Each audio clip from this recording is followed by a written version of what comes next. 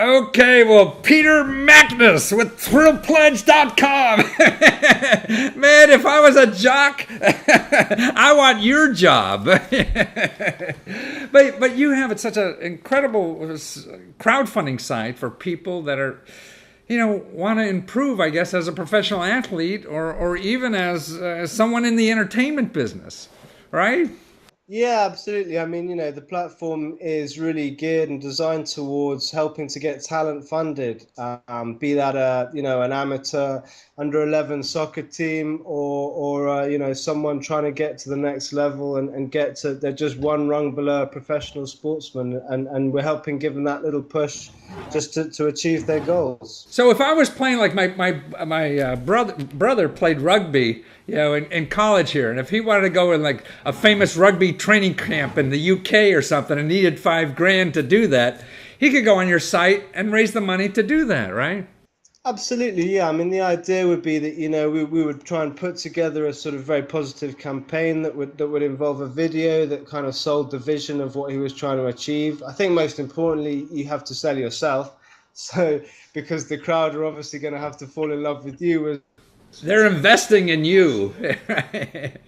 Yeah. So it's but then I think if you can provide people with a compelling reason to back you and to support you, and you believe in your talent, then I think anything is possible. I think the idea of going to the crowd to help you get there is a fantastic opportunity to verify that as well. But it seems like it's such a great site because there's so many sports activities that are not big financial money makers. If you're a professional, you want to be a professional archer or you shooter or whatever, or some kind of volleyball player or something like that, and improve your career in doing these. That your platform really is maybe one of the only places they could go to get funding for something.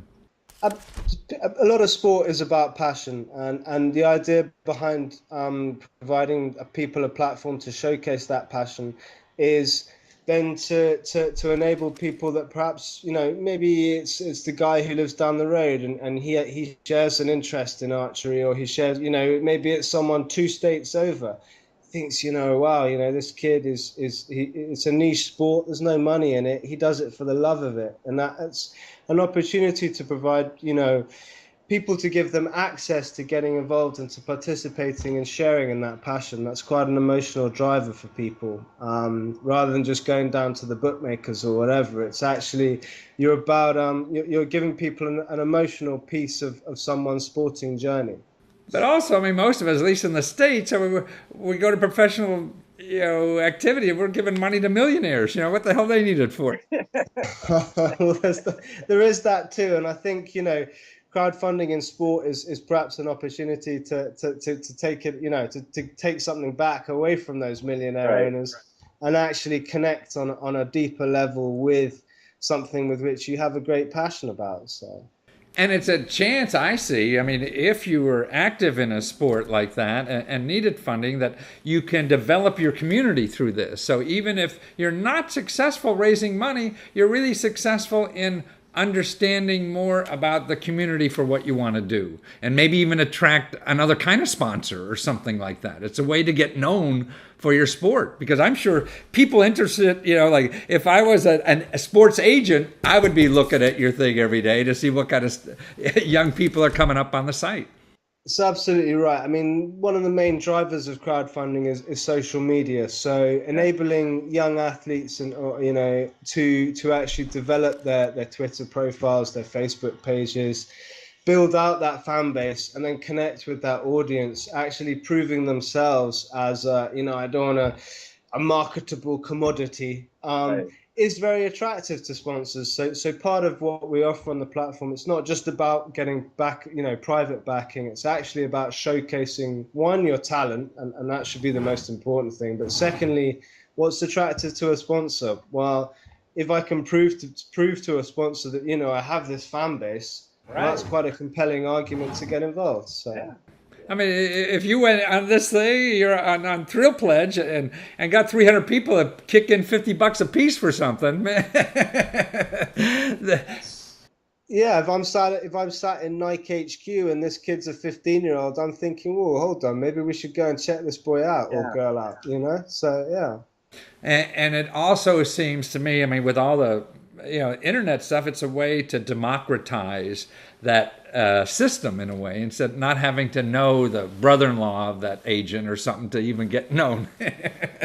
Absolutely. I think, particularly with sports that are less well backed, Yeah. be it at a college level or something, there must be an awful lot of talent out there that's slipping through the cracks Yeah. because either, they can't afford the trainers or they can't afford the commute to the training camp or the stadium or the pitch or whatever. They've got to make an hour journey on the bus every day. They can't do that because they've got to go home and look after their brothers and sisters.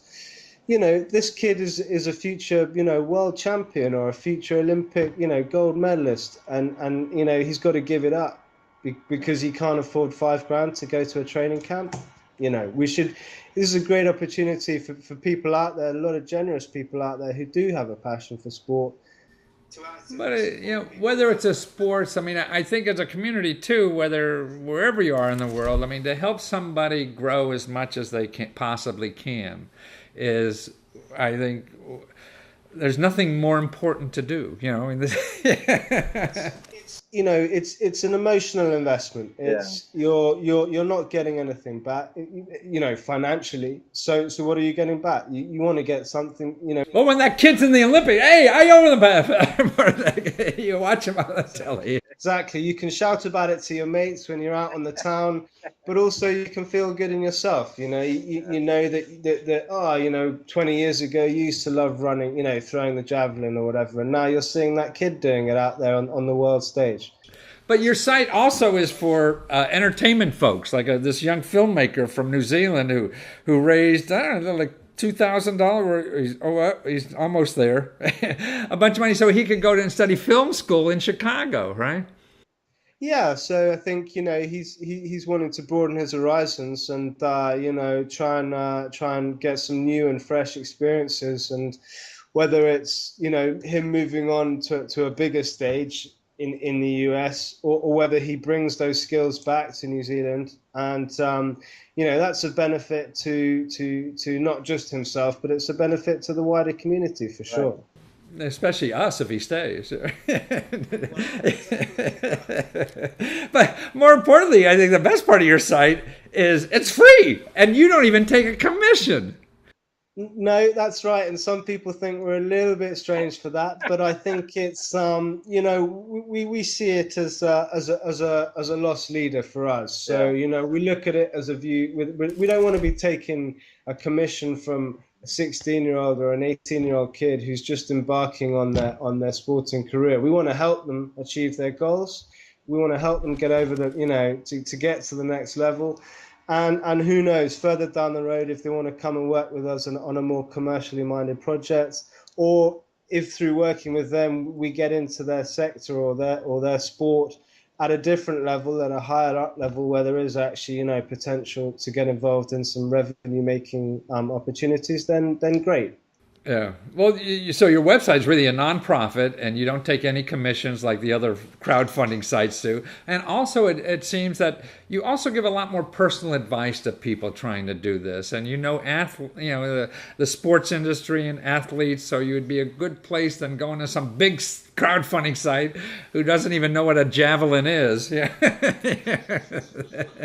That you guys could speak the language.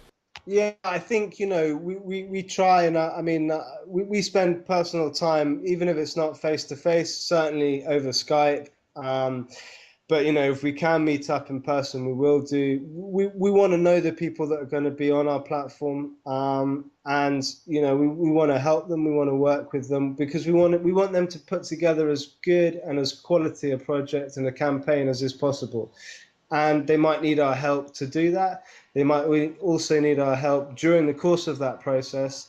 and we'd like to be there always to deliver that kind of personal level of care and attention, if you like. So yeah. Well, I don't hear that a lot on the internet anymore. Everybody just wants to talk by email or don't bother me.